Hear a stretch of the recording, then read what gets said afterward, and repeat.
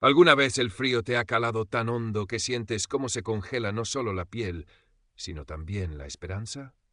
Para Anisa Petrova, el otoño en San Petersburgo no era solo una estación, era un estado constante de ser. El viento del Neva, cargado de la humedad de noviembre, se colaba por las costuras de su abrigo gastado, un abrigo que había visto demasiados inviernos en su pequeña ciudad de la región del Volga antes de aventurarse a la grandiosidad imperial de la antigua capital. La Universidad Estatal de San Petersburgo, con su fachada de estuco amarillo y columnas blancas que se alzaban como guardianes de un conocimiento ancestral, era un laberinto de pasillos majestuosos y aulas con eco. Para Anisa, becada y la primera de su familia en pisar tal institución, cada día era una mezcla de asombro y una sutil pero persistente sensación de no pertenencia. Su piel de un tono olivo que delataba raíces túrquicas lejanas y sus ojos oscuros, intensos y observadores contrastaban con la palidez eslava de la mayoría. Su ropa, comprada de segunda mano pero siempre impecable, era un susurro modesto frente a la sinfonía de marcas de lujo que vestían muchos de sus compañeros de la Facultad de Derecho. Víctor Kuznetsov era la encarnación de ese otro mundo. Alto, de cabello rubio ceniza peinado con estudiada negligencia y ojos azules como el hielo del Báltico, Víctor se movía por la facultad con la seguridad de quien posee el lugar. Hijo de un empresario con conexiones que se susurraban poderosas en los círculos de la ciudad, su arrogancia era tan palpable como el perfume caro que dejaba a su paso.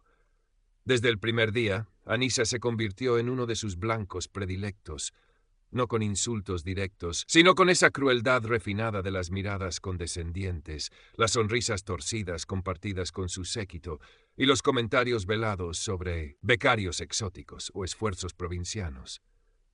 Desde el primer día, Anisa se convirtió en uno de sus blancos predilectos, no con insultos directos, sino con esa crueldad refinada de las miradas condescendientes, las sonrisas torcidas compartidas con su séquito y los comentarios velados sobre Anais. En el seminario del profesor Dmitri Levin, la dinámica era clara. Levin, un hombre de unos 50 años, con una barba corta y canosa y una mirada que parecía atravesar las pretensiones, era conocido por su rigor implacable y una justicia académica que no entendía de apellidos ni de cuentas bancarias. Anisa, a pesar de su timidez, a veces se atrevía a intervenir, sus preguntas o comentarios revelando una mente analítica y una comprensión profunda.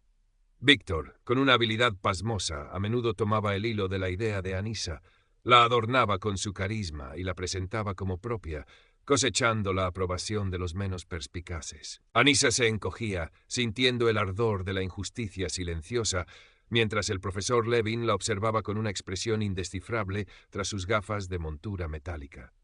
Un día, en el gran tablón de anuncios del vestíbulo principal, apareció la convocatoria para el concurso anual de ensayos jurídicos. El premio era sustancioso, una beca que cubriría el resto de sus estudios y, lo más codiciado, unas prácticas en un prestigioso bufete internacional con sede en Moscú y Londres. Para Anisa era más que un premio, era una validación, una oportunidad de demostrar que su presencia allí no era un error del sistema de cuotas. Para Víctor, presionado por su padre para empezar a coleccionar laureles, era una obligación. Anisa se sumergió en el trabajo. Eligió un tema complejo sobre la armonización de las leyes de propiedad intelectual en la Unión Económica Euroasiática.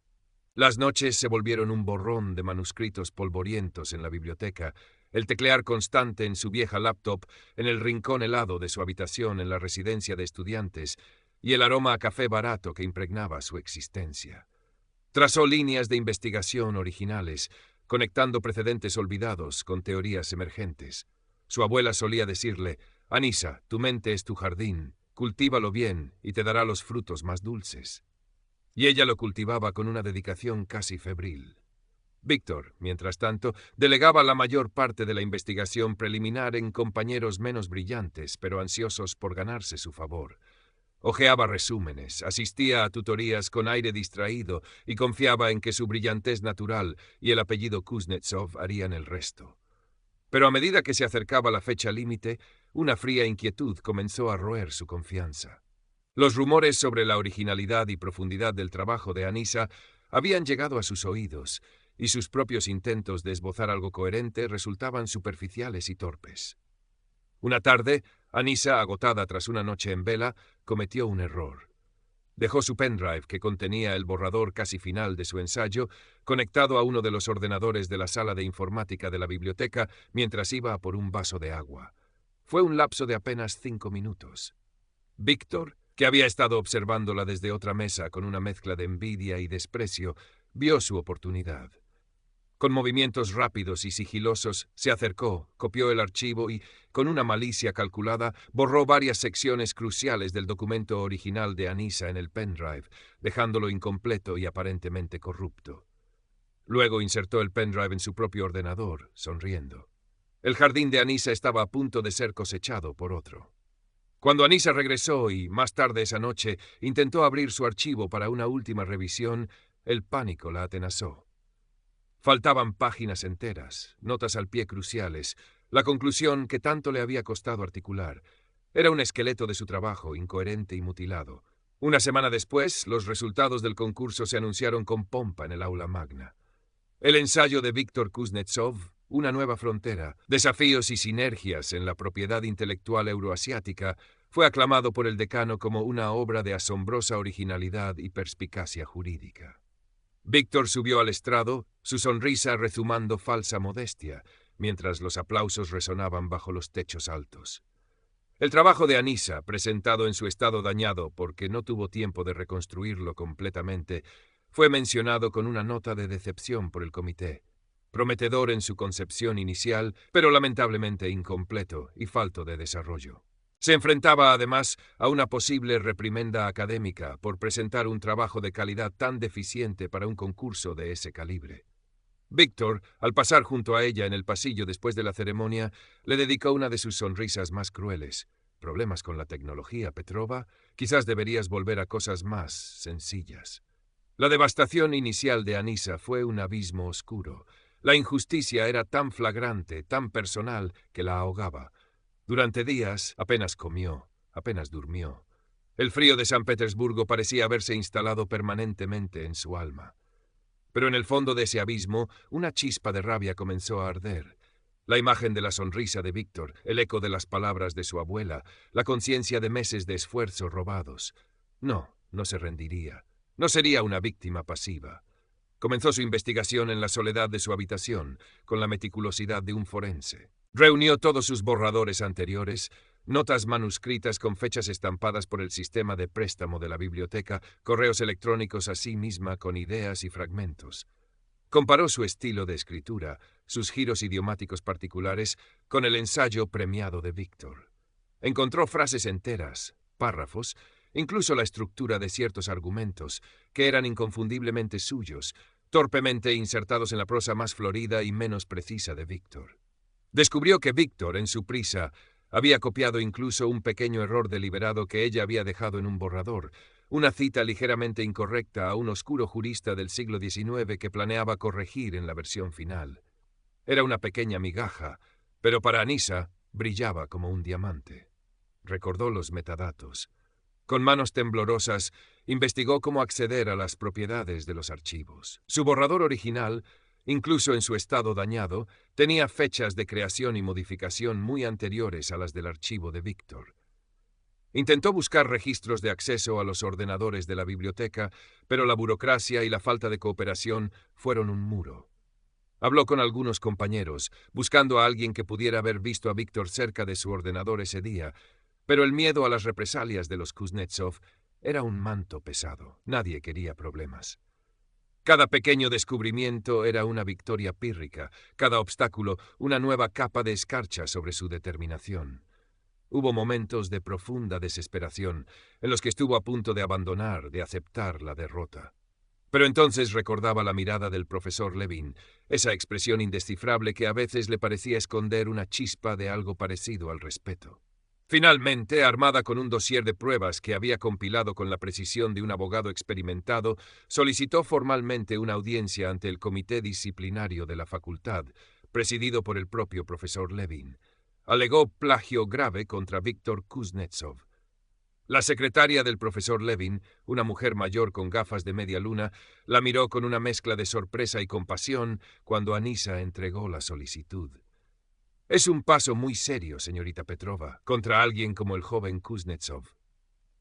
Lo sé, respondió Anisa, su voz apenas un susurro, pero con una firmeza que sorprendió incluso a sí misma. El profesor Levin la recibió en su despacho, un santuario de libros y silencio. Escuchó su petición sin interrumpirla, sus dedos entrelazados sobre el escritorio de caoba.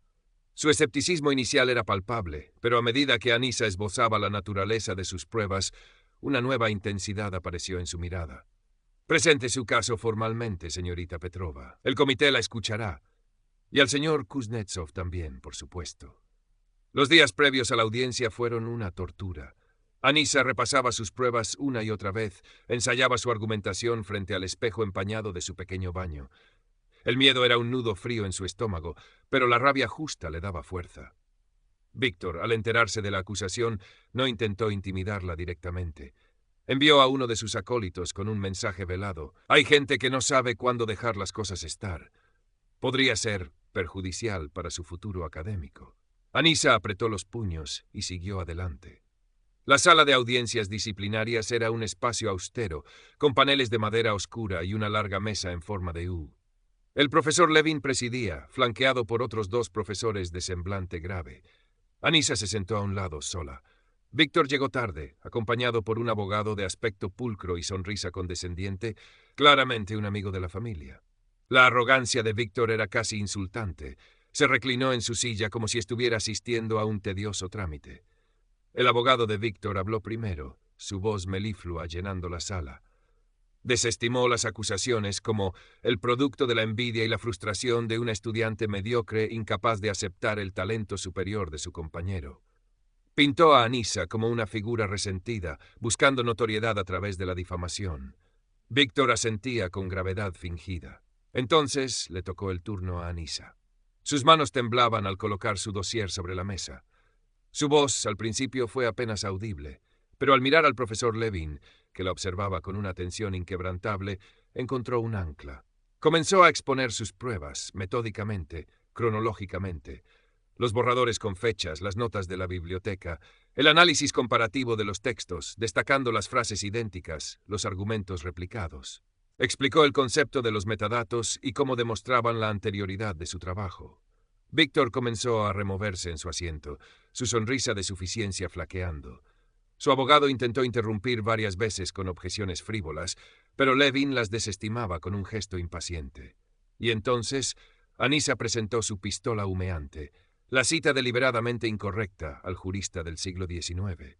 ¿Podría explicarme, señor Kuznetsov, cómo es posible que ambos hayamos cometido exactamente el mismo error, citando incorrectamente a Stepanov con la misma referencia de página equivocada, un error que yo había anotado para corregir en mi versión final? Un silencio denso cayó sobre la sala. El rostro de Víctor perdió todo color. Balbuceó algo sobre coincidencias y fuentes comunes. Fue entonces cuando ocurrió lo inesperado, el movimiento que Anisa no había previsto, pero que el esquema de su historia original sugería como una posibilidad escalofriante. La puerta de la sala se abrió bruscamente y un hombre corpulento, con un traje caro y una expresión gélida, entró sin anunciarse. Era el padre de Víctor, Alexei Kuznetsov. Se dirigió directamente a la mesa del comité. Profesor Levin. Su voz era suave, pero con un filo de acero. Quizás haya un malentendido. Mi hijo es un joven brillante. Estas acusaciones son desafortunadas. Y sería aún más desafortunado si la reputación de esta facultad, una institución que mi familia ha apoyado generosamente durante generaciones, se viera empañada por un escándalo innecesario. Estoy seguro de que podemos encontrar una solución discreta. La amenaza, aunque velada, era inconfundible. Uno de los profesores del comité tragó saliva visiblemente. Anisa sintió que el suelo se abría bajo sus pies. El poder crudo, desnudo, acababa de irrumpir en la sala, barriendo la lógica y las pruebas. Pero el profesor Levin no se inmutó. Su mirada se endureció. Señor Kuznetsov, esta es una audiencia disciplinaria formal. Le ruego que tome asiento en la zona de observadores o abandone la sala. No toleraremos interferencias. Alexei Kuznetsov lo fulminó con la mirada, pero algo en la calma gélida de Levin lo hizo retroceder. Se sentó en la última fila, un volcán contenido. La tensión era casi insoportable, pero el acto de intimidación tuvo un efecto inesperado. Una joven estudiante, sentada discretamente entre los pocos observadores, se levantó con manos temblorosas. Era Lena, una compañera de curso que siempre había parecido asustadiza. «Profesor Levin, yo vi algo». Todos los ojos se volvieron hacia ella. «El día que la señorita Petrova dice que perdió su trabajo, yo vi a Víctor Kuznetsov en el ordenador de ella. Pensé que se conocían, pero él actuaba de forma extraña, mirando a su alrededor». El abogado de Víctor saltó. «Objeción. Esto es irrelevante y no ha sido presentado previamente». «Denegada», dijo Levin con firmeza. «Continúe, señorita». Lena, animada, relató lo que vio. No era una prueba definitiva del robo del archivo, pero corroboraba la presencia de Víctor y su comportamiento sospechoso en el momento exacto. Su testimonio, nacido del coraje súbito ante la intimidación flagrante, añadió un peso moral inmenso a las pruebas de Anisa. Víctor Kuznetsov estaba lívido, su fachada de arrogancia hecha añicos reemplazada por una mezcla de pánico y rabia impotente. Su padre, en la parte de atrás, parecía a punto de explotar. El comité se retiró a deliberar. La espera fue una eternidad para Anisa. Miró por la ventana la nieve que comenzaba a caer sobre San Petersburgo, copos grandes y perezosos que cubrían la ciudad con un manto blanco, silenciando sus ruidos, pero no la tormenta en su interior. Cuando el comité regresó, el semblante del profesor Levin era solemne. Se ajustó las gafas. Tras una cuidadosa consideración de todas las pruebas presentadas y del testimonio adicional, el Comité Disciplinario de la Facultad de Derecho ha llegado a una decisión unánime. Hizo una pausa que pareció durar un siglo. Señor Víctor Kuznetsov, el comité lo encuentra culpable de plagio grave y conducta académica deshonesta. Un jadeo colectivo recorrió la sala. Las consecuencias, continuó Levin, su voz resonando con autoridad, son la anulación inmediata de su calificación en el concurso de ensayos, la suspensión de sus estudios en esta universidad por un periodo de 2 años y una nota permanente de esta infracción en su expediente académico. Además, se remitirá el caso a las autoridades pertinentes para considerar si su admisión original, basada en parte en ensayos previos ahora sospechosos, fue fraudulenta. Víctor se desplomó en su silla, su rostro una máscara de incredulidad y humillación. Su padre se levantó abruptamente y salió de la sala dando un portazo, el eco resonando como un trueno. «Señorita Anisa Petrova», dijo Levin, volviéndose hacia ella, y por primera vez Anisa vio una leve sonrisa en sus labios. «El comité la exonera de toda sospecha. Su trabajo original ha sido evaluado post facto y se considera de una calidad excepcional. Por lo tanto, se le concede el primer premio del concurso de ensayos jurídicos con todos los honores y beneficios que ello conlleva». Las lágrimas que Anisa había contenido durante semanas finalmente brotaron, pero no eran de tristeza, sino de un alivio tan profundo que la dejó sin aliento. Algunos estudiantes en la sala comenzaron a aplaudir, tímidamente al principio, luego con más fuerza. Lena le sonrió desde su asiento, con los ojos brillantes. Más tarde esa tarde, el profesor Levin la llamó a su despacho. La nieve seguía cayendo afuera, transformando la ciudad en un paisaje de cuento de hadas. «Señorita Petrova», dijo, ofreciéndole una taza de té caliente, «lo que hizo hoy requirió no solo inteligencia, sino un coraje extraordinario. Ha defendido su trabajo,